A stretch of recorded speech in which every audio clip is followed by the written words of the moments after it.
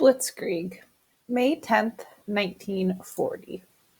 In the early hours of May 10th, 1940, the people of Holland were jolted from their beds by the roar of the Luftwaffe, the German Air Force, sweeping over the Dutch countryside.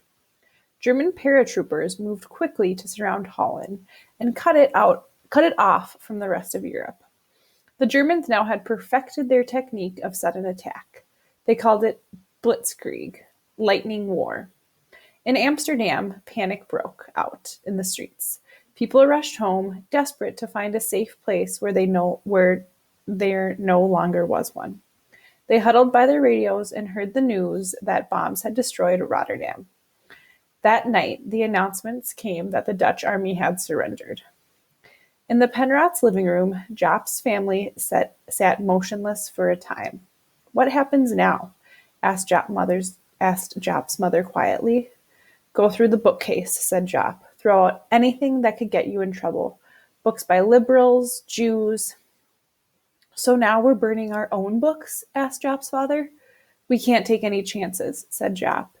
"And give me that old revolver you had. I'll throw it into the river. A gun is the last thing we want to be caught with." 2 days later, when the Nazis staged their triumphal march through Amsterdam, Jop noticed the same troopers passing him 2 or 3 times.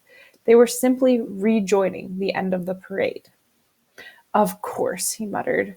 "You need to scare us so we'll stay in line. Make sure we feel like a bunch of trembling little bunny rabbits too scared to move till you're ready to eat us." Jop looked around at his fellow Dutchmen. Bankers, beggars, mothers, and fishmongers all stood alongside each other and wept. All right, that is the end of that chapter. It's a short one today.